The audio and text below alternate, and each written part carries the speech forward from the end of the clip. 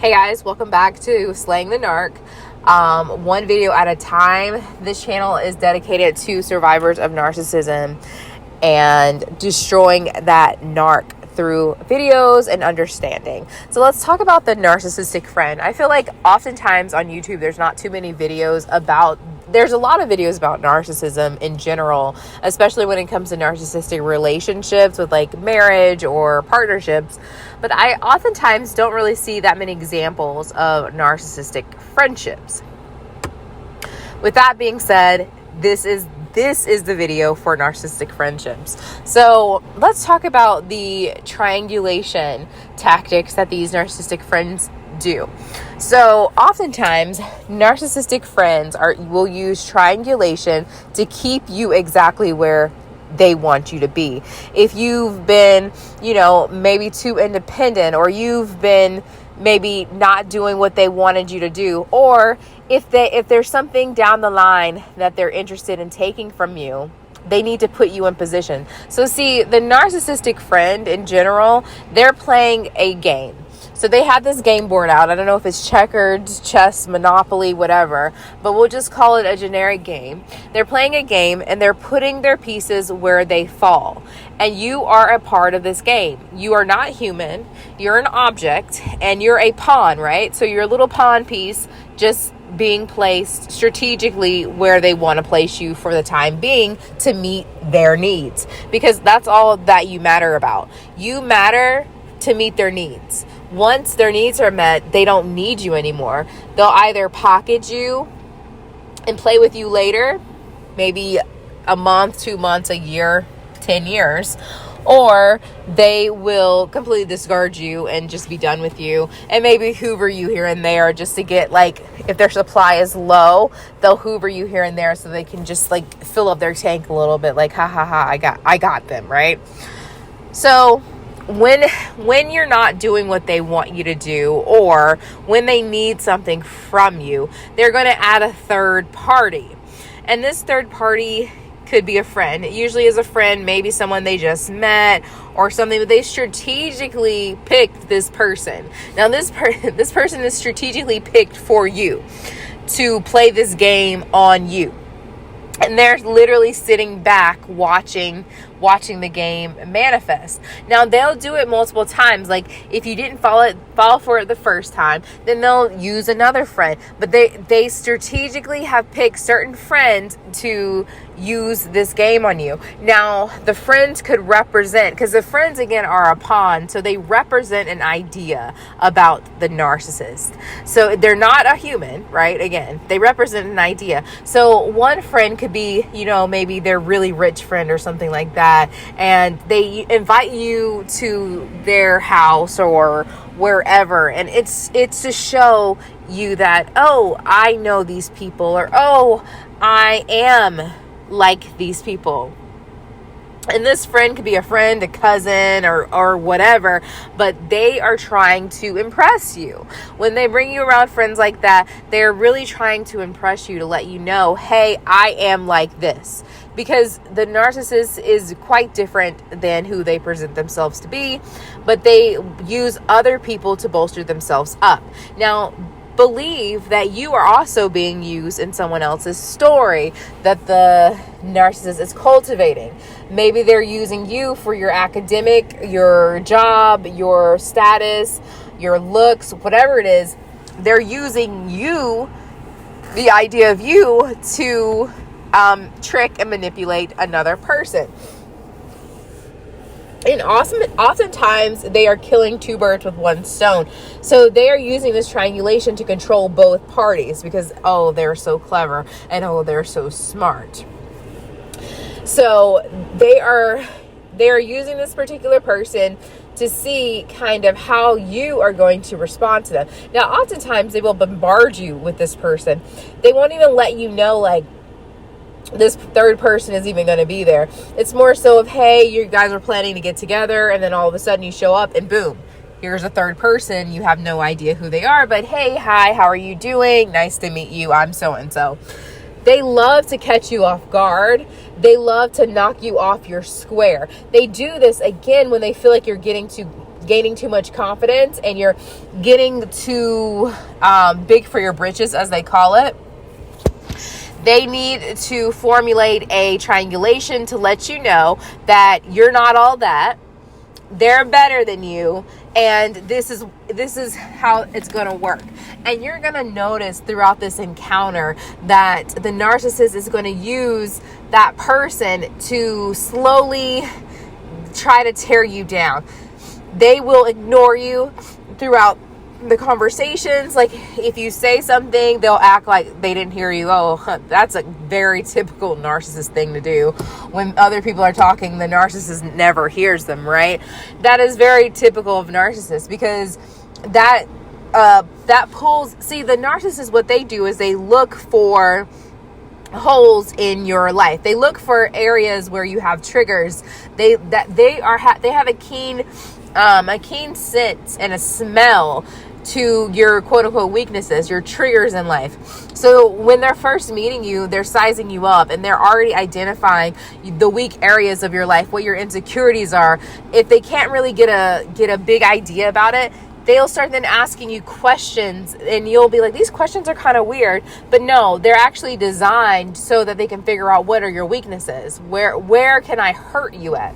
So at this point, the narcissist has already kind of gathered a laundry list of your weaknesses. And again, you have been acting too big for your britches. The narcissist needs to tell you about yourself and let you know that you're not that great. Like, I'm way better than you, even though you've got all this going on for you, and I don't really have much going on for myself, and I have low self-esteem, which is what the narcissist is. They want you to feel horrible about yourself. So again, they add this third person to come and play a role. Now, does a third person know that you're there? Probably. They probably know everything about you. Okay, so the recording cut off, but they probably know everything about you, but in the spin of what the narcissist thinks. So the narcissist is either going to play you up or play you down, depending on what they need out of that other person.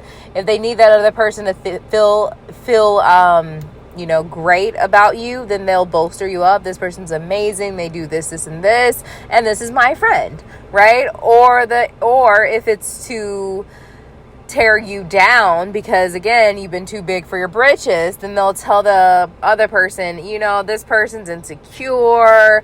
I'm just friends with this person because of this. So the story is always going to change depending on how the narcissist needs to move their pawn pieces throughout their game. So now that the third party has this idea of who the narcissist has told them you are, which is not actually who you are, the narcissist is just going to sit back now and watch the show unfold. And you will notice that you will have a gut instinct inside of your gut that is telling you something is not right about this interaction. It doesn't feel very genuine. It feels forced even. And that is when I really need you to hone in and focus, what's going on. Oftentimes you will feel dysregulated even, sometimes your voice will even stop working. You will feel it in your throat, like a lump in your throat, maybe your words will get twisted and you won't actually be able to talk how you want to talk. It's because your body is literally telling you danger, danger, danger. This person doesn't like you. This person is manipulating you. This person is dark energy. And you need to get out of the situation as soon as possible.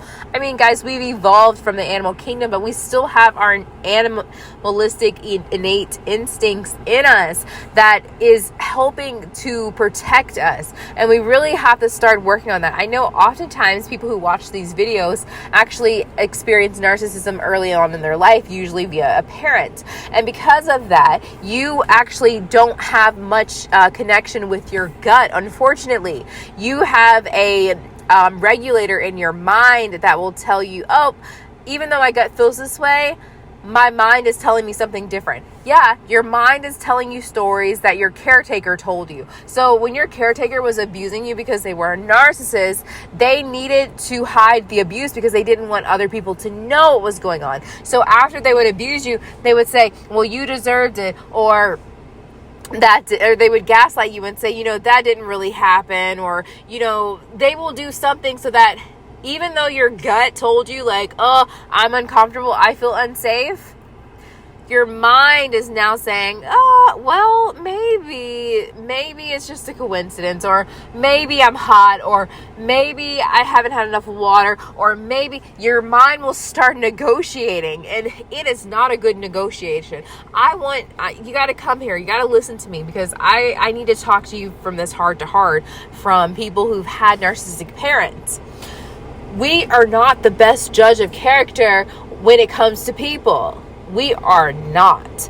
And oftentimes we will go to other people too and ask like, hey, like, what do you think about this person? Because deep down inside, your judge of character of people is not great. People who have been tortured and abused in childhood do not have a very good judge of character.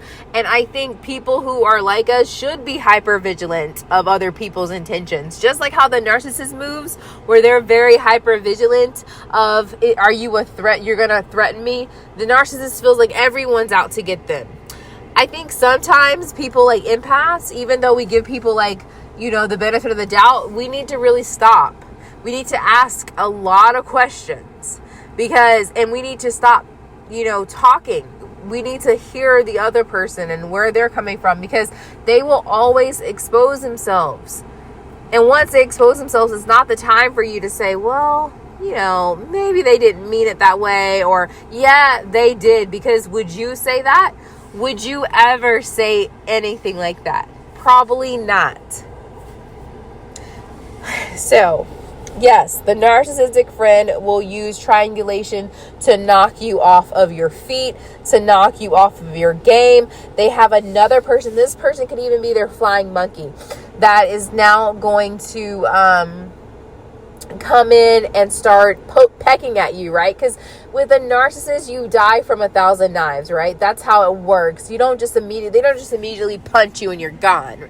They literally will like cut you over and over and over and over and over again until, months later, you are now inhibited, you're weaker, and whenever you're around this person, and you're wondering like, whoa, like my self-talk is quite negative now. Like, why all of a sudden am I thinking this way? Why am I having these weird dreams?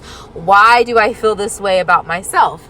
That's because you allowed this energy, this entity, to come into your life to poke you slowly, but surely damaging you. And over time, the narcissist sits back and they notice, they're like, ha ha ha, I've got him and her.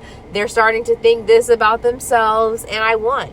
So really be careful with that triangulation when it comes to narcissist people, because they will catch you off guard. You won't even see the third person coming. But when you notice, after listening to this, you will know when you randomly have a third party enter a situation and that narcissist didn't let you know, like, hey, my friend Susie's coming, or hey, whatever.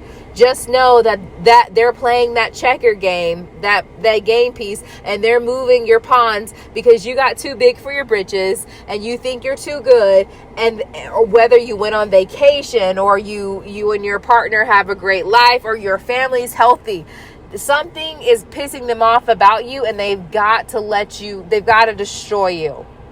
And they're going to, oftentimes too, during that time, they're setting up their next trap. So they will do things like, oh, hey, let's hang out at your house, next time. And the narcissist will schedule an appointment that you didn't even consent to. And they will put you under pressure of the other person, and they know that it's hard for you to say no. So they're like, ha ha ha, I got you exactly where you're going to be. And the best thing that anyone like an empath can do is say no. That is the best thing. Even though you think the no is rude, it could be rude, but this narcissist is ruder. You have to meet people where they are. Don't go high. Meet people where they are. Period. If you guys want more videos of this, let me know. Also, if you guys want to talk about any narcissistic situations that you have or you've come out of, I am here to talk. You can email me, all of that. And, or you know, and I'll see you guys in the next video.